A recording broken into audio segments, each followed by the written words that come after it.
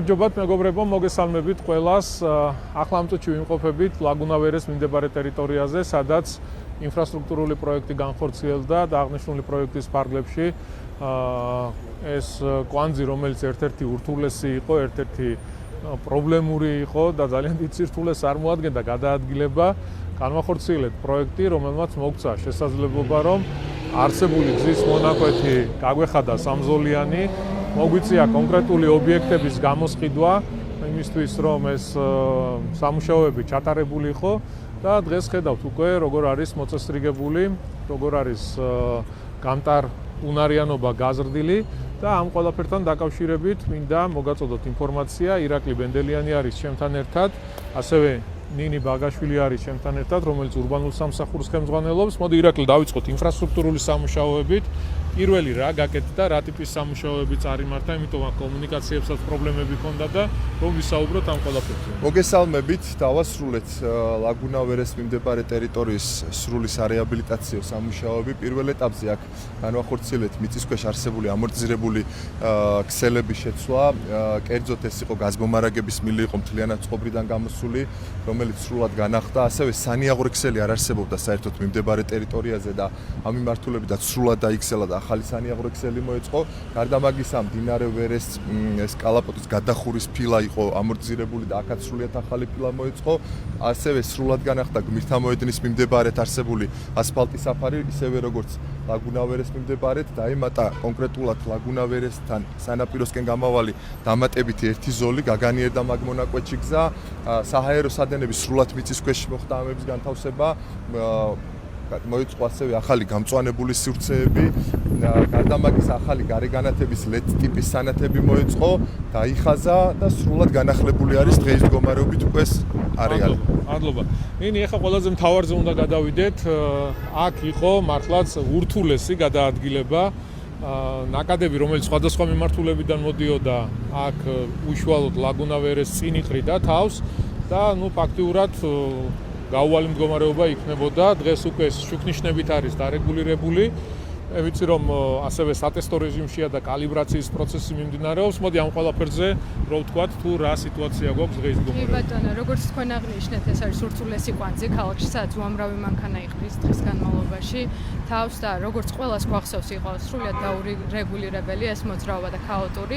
შესაბამისად, ამის დასარეგულირებლად მოიწყო ტერიტორიაზე 3 შუქნიშნის ობიექტი. ერთი შუქნიშნის ობიექტი განთავსებული არის ჭაბუა ამირეჯიბის გზატკეცილთან დასასრულში, მეორე არის უშუალოდ მოედანზე განთავსებული და მესამე არის უკვე სანაპიროსთან ჩამსხვილზე. კი ბატონო, ეს შუქნიშნები ჩვენ საშუალებას მოგცემს, რომ ნაკადები დარეგულირდეს და ისე რომ მანქანებმა ერთმანეთს ხელი არ შეუშალონ, გადაადგილდნენ სასურველი მიმართულებით. გარდა ამისა, აღსანიშნავია, რომ აქ საერთოდ არ არსებობდა საქვეითე სივრცე და მოეწყო ტროტუარი, სადაც ქვეითი უსაფრთხოდ შეძლებს გადაადგილებას, მათ შორის ქვეითთა გადასასვლელები მოეწყო ამ შუქნიშნის კვანძებზე, ისე რომ მანქანა საერთოდ არ შეფერხდება, ქვეითები უსაფრთხოდ გადაადგილდებიან. შუქნიშნებზე მინდა აღვნიშნო, რომ მიუხედავად იმისა, რომ ხელოვნური ინტელექტი დაარეგულირებს ამ მოძრაობას და შესაბამისი დეტექტორები, თავიდან რა თქმა უნდა საჭირო არის კალიბრაცია ამ შუქნიშნების, რაც რამდენიმე დღეს ყოველთვის მოითხოვს ხოლმე პრაქტიკიდან გამომდინარე. დაახლოებით 1 კვირის განმავლობაში ჩვენ ყოველდღიურ რეჟიმში ვაკვირდებით ნაკადებს, ტესტავთ, ასე ვთქვათ, შუქნიშნებს, კალიბრაცია ხდება და ალბათ 1 კვირაში უკვე გვექნება საბოლოო შედეგი დარეგულირებული მოძრაობის. მადლობა წარმატებები. მეგობრებო, ეს იყო რისი თქმაც მინდოდა. პროექტი დასრულებულია, მართლაც მნიშვნელოვანი იყო ამ სამუშაოების წარმოება. მართლაც მოწესრიგდა, ძალიან ლამაზი გამოვიდა, შუქნიშნები დარეგულირებულია, ნაკადების გადაადგილება, ავტომობილების გადაადგილება, მოხდა გამწვანება, ახალი განათებები, ხელმცენარეები დაირგო, საფეხმავლო ტროტუარები გაჩნდა და ძალიან კარგია. ეს იყო რის თქმაც მინდოდა, დაგემშვიდობებით, მშვიდობიან დღეს გისურვებთ ყველას, მომავალ შეხვედრამდე, აბადროებით. რეგიონებში ვიზიტი მოგესალმებით, რომ დღეს გავხსენეთ ფაროსანოს შტაბი აბაშაში შესაბამისად ქონდა შეხვედრები სამეგრელო, სიბერეთის, გურიის, აჯარის რეგიონების წარმომადგენლებთან, რეგიონის ხელმძღვანელებთან, მუნიციპალიტეტის მერებთან. მნიშვნელოვანი არის მათი ჩართულობა ამ გამოწვევასთან ბრძოლაში, ამიტომ აუცილებელი არის, რომ თითოეული მათგანის ჩართულობით შევძლოთ ძალიან მძიმე გამოწვევის გამკლავება, მოგეხსენებათ, რომ რეგიონებში ვიზიტი იქნება აუცილებლად რეგულარული ხასიათის, თითოეულ მუნიციპალიტეტში შევეცდებით, რომ ძალიან მოკლევადებში მოახერხოთ ფერმერებთან კომუნიკაცია, ჩავიდეთ ადგილზე, გავეცროთ ადგილზე და შევისწავლოთ ის გამოწვევები, რომელიც ამა თუ იმ აგროკულტურებთან დაკავშირებით, აგრარულ კულტურებთან დაკავშირებით არსებობს, რადგან შესაბამისი გადაწყვეტილებებით შევძლოთ გადაწყვეტის მოძებნით, შევძლოთ უფრო მეტი ეფექტურობის გაზრდა და შესაბამისად თავისთავად ცხადია აგროსასურსათო პროდუქციის ზრდა არის ერთ-ერთი მნიშვნელოვანი ბაზა ქვეყნის ეკონომიკის განვითარების, ქვეყნის ეკონომიკის ზრდის, რომელიც შესაძლებლობას მისცემს იმ ტენდენციების შენარჩუნებას, რომელიც ქვეყანას გააჩნია ეკონომიკურ ზრდასთან დაკავშირებით. გარემოს დაცვისა და სოფლის მეურნეობის მინისტრთან ერთად რეგიონში სხვადასხვა მიმართულებით შეხვედრები გავმართეთ.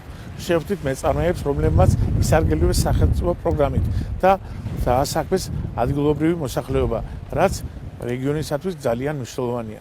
რაც შეეხება აზიური ფაროსანასთან ბრძოლას, ამ მიმართულებით დაგეგმილია მასშტაბური სამუშაოები, რათა მინიმუმამდე შევამციროთ ზარალი სოფლის მეურნეობაში. ჩვენი ადმინისტრაცია, მერები, სოფლის წყუნებულები მაქსიმალურად ჩავერთვებით პროცესში. ასევე მნიშვნელოვანია ხილის ხელშეწყობის სახელმწიფო პროგრამა, რომელიც ძალიან კარგი შესაძლებლობაა ჩვენი მეთხილე ფერმერებისათვის, რათა მათ მიიღონ სასუქები, პესტიციდები და გაუმჯობესონ მოსავლის ოდენობა და ხარისხი. შეღავათიანი აგროკეტიდის საშუალებით ავაშენეთ თხილის გადასამუშავებელი საწარმო, რომელიც დაახლოებით აწარმოებს წელიწადში 1500-2000 ტონამდე თხილის წარმოებას. ასევე ჩვენ ვისარგებლეთ სოფლის განვითარების სააგენტოს მეშვეობით, მიღებთ გამოფენებზე მონაწილეობას, სადაც ხდება კლიენტების მოძიება. რა თქმა უნდა, ფერმერებისთვის კარგია დახმარება, მიიღებენ, ამას გამოიყენებენ მოსავლის უკეთესი ხარისხისთვის, რა თქმა უნდა, იმედია რომ ეს მომავალი სეზონი უკეთესი იქნება წინა სეზონთან შედარებით. განვითარების ყოველ ეტაპზე ძალიან მნიშვნელოვანი იყო სახელმწიფოს მხარდაჭერა ჩვენთან, იქიდან გამომდინარე, რომ ჩვენ მივიღეთ მონაწილეობა მრავალ საგრანტო პროექტში, ასევე სარგებლობთ IAFI აგროკრედიტით, დანერგე მომავლის და საკმაოდ მჭიდროა სახელმწიფოსა და ჩვენ შორის ურთიერთობა. ჩინეთსა და საქართველოს შორის გაფორმებულა თავისუფალი ვაჭრობის შეთანხმებამ, რაც ჩვენს პროდუქციას ათავისუფლებს დამატებითი საბაჟო გადასახადისგან, გზა გაუხსნა მსოფლიოს უმსხვილესი ბაზრისკენ. ეს ყველაფერი კი უაღრესად დადებითად დაისახა ჩვენს საქმიანობაზე. დანერგე მომავლის პროგრამით ბევრმა იმან შეპესემ, ბევრმა ფიზიკურმა პირმა გააშენა პლანტაცია, რომელმაც რაოდენობა გაზარდა. დღეს მდგომარეობით სადღაც 7000 ტონა მოდის, რომელიც ფაქტიურად იყიდება და თითქმის ასევე იმპორტიც ხდება რა, იმ დონემდე გახდა მოთხოვნადი ეს დაფნის პროდუქტი. ფასებმა საგნობლად მოიმატა, თითქმის თხილის ფასს გაუსრო და ასე რომ ხედავს თავრობა, რომ ეს მიმართულება ძალიან პერსპექტიულია. მოგესალმებით. წინააღმდეგობის პლატფორმის დღევანდელი შეხვედრის შედეგებს მოგახსენებთ. პირველი ჩვენი თემა არის ცხადია დღეს ის, რომ ამ გაუთავებელ რეპრესიებს და რეპრესიულ რეჟიმის სხვადასხვა ქმედებებს მოყვა ახლა უკვე პოლიტიკური პირდაპირი დევნა. დღეს ბადრი ჯაფარიძე არის პროკურატურასთან და ელოდება ბრალის დადებას. ეს არის კიდევ ერთი მაჩვენებელი იმისი, რომ რეჟიმი ცდილობს, რომ რეპრესიებით შეგვაშინოს, დაგვაშინოს ყველანი დაწყებული პროტესტის ხალხისგან გაგრძელებული პოლიტიკურ სპექტრით. მაგრამ ეს ყველაფერი როგორც ჩანს და ყველა როგორც ვხედავთ, არ მოქმედებს, გრძელდება პროტესტი, გრძელდება პოლიტიკური მზადყოფნა, რომ ჩვენ დავამარცხოთ ეს რეჟიმი.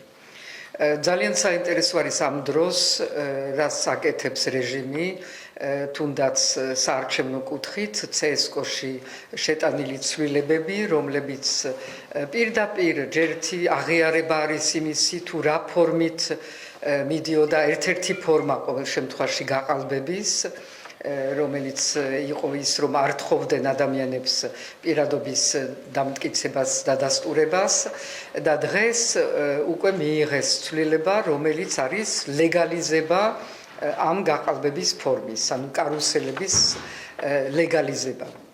ეს მაჩვენებელი არის იმისი, რომ ძალიან ნერვიულობენ ერთის მხრივ და ემზადებიან არჩევნებისთვის, ვისაც აქვს ეჭვი, რომ იძულებული გახდებიან რაღაც მომენტში, რომ დანიშნուն საპარლამენტო არჩევნები, ჟობს უყუროს იმას, თუ რას აკეთებენ, თუ რამდენად ემზადებიან, ესე იგი, იციან, რომ მოუწევთ არჩევნების დანიშნა და ამისთვის ყველა კუთხით, ეს არის მაქსიმალურად ყველაფრის დაზღვევა, მაგრამ ესეც არ გამოუვათ, მაგრამ ეს მისი ნიშანი არის ჩვენთვის წინააღმდეგობის პლატფორმისთვის, რომ რასაც ვლაპარაკობთ იმაზე, რომ ჩვენს უნდა მზად ვიყოთ და მზადყოფნა ნიშნავს პირველ რიგში ის, რომ დამკვირვებლების ჯარი იყოს მომზადებული და დღესვე დავიწყოთ ამის მზადება, ეს არის სწორი გზა და ჩვენ ყველანი ერთად ამაში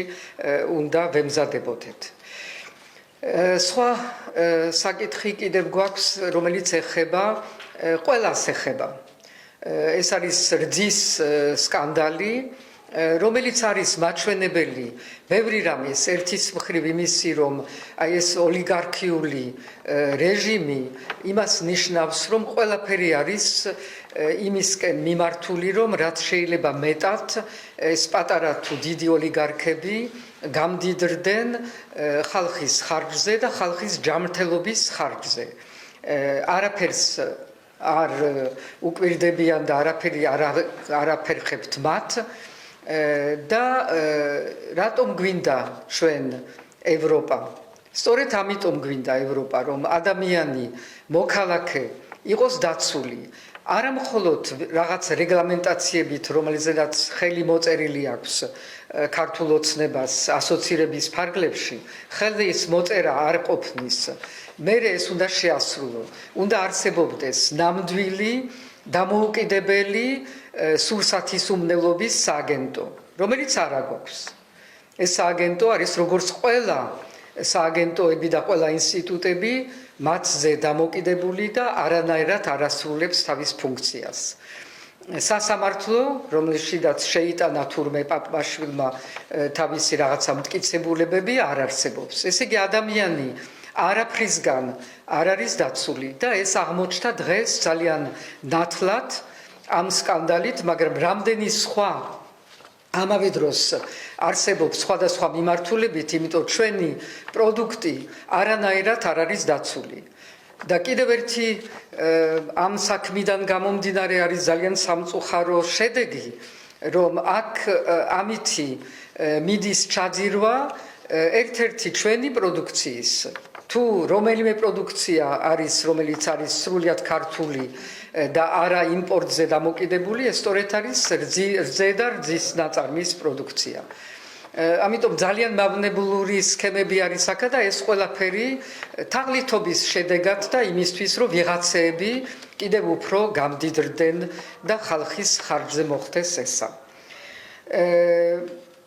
საგარეო საკითხებს თუ მივუბრუნდებით, აქ არის ერთი ძალიან საინტერესო სიახლე ქართულ ოცნების განცხადებებში, რომ ეხლა დაიწყეს თუნდაც ამერიკაზე თავიანთი ისრების გაგზავნა ტრამზე პირადად. ეს მის ნიშანი არის, რომ ის დალაგება, რომელსაც ელოდებოდნენ, ვერ დალაგდა, იმიტომ რომ ამისი უნარი და კომპეტენცია ნამდვილად არ გააჩნიათ და რომ ვერ დალაგდა ამერიკასთან, ეს იმას ნიშნავს, რომ ჩვენ ვერც ერთ პარტნიორთან ვერ აგვაქვს დალაგებული საქმე, უფრო და უფრო იზოლაციაში ვართ, მარტო ვრჩებით, დაუცვლელი ვრჩებით. იძულებული არიან, რომ იმართონ ჩინეთს, ხან ცენტრალური ბანკი და ხან ანაკლიაზე რა ხდება, ისიც არ ვიცით, მაგრამ ის ვიცით და ის ჩანს, რომ ქვეყანა არის სრულიად დაუცველი, იმიტომ ქვეყანა, რომელსაც თავისი ბუნებრივი პარტნიორები და თავისი მეგობრები, რომელიც 30 წელია მას ეხმარებოდნენ ყველა კუთხით და ყველა მიმართულებით, რომელცა ისინი აღარ არიან არც პარტნიორები და არც მეგობრები, იმიტომ რომ ზურგი შეაქცია ქართულ ოცნებამ, ეს ტოვებს ქვეყანას და ამ ქვეყნის მოქალაქეებს ძალიან მარტო და ძალიან დაუცვლელი.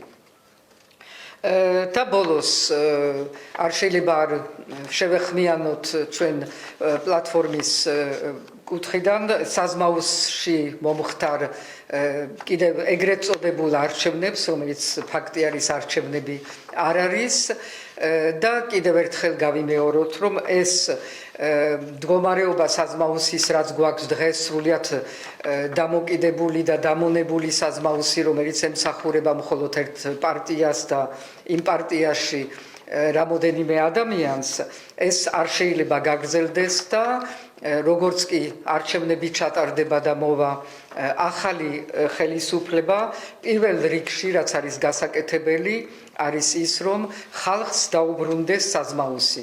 იმიტომ რომ საზმაუსი სწორედ უნდა იყოს ის საინფორმაციო არხი, ის ნეიტრალური დამოუკიდებელი არხი, რომელიც ადამიანებს და მოქალაქეებს დაიცავს, ინფორმაციას მიცემს, თუნდაც დღევანდელ სკანდალზე, ზუსტ ინფორმაციას, რომ ადამიანებმა იცოდნენ, თუ რა დონეზე არ არიან დაცულნი, თუ რა დონეზე რეალური საფრთხე არსებობს, არც პანიკაში არ უნდა ჩააგდო ადამიანები და არც დაუმალო ის, რაც არის რეალობა.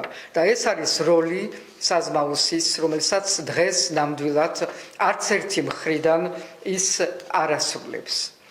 და ამ სიტუაციის წინაშე, რომელიც გვიჩვენებს ყოველდღიურად, თუ რამდენად დაბნეული არის ქართული ოცნება, ვიღაცას ცვლის, ვიღაცას ნიშნავს, აქ ნიშნავს ვიღაც დასანქცირებულ პოლიციელს ბათუმში, რაღაც რეგიონალურ სამინისტროს ქმნის, ინფრასტრუქტურას გარეთ ტოვებს. ანუ ეს ყველაფერი არის დაბნეული ქმედებები, რომელიც გვიჩვენებს მათ ნერვიულობას, მათ მოუმზადებლობას და ჩვენ მხრივ კი არის სიმშვიდე, თანმიმდევრობა.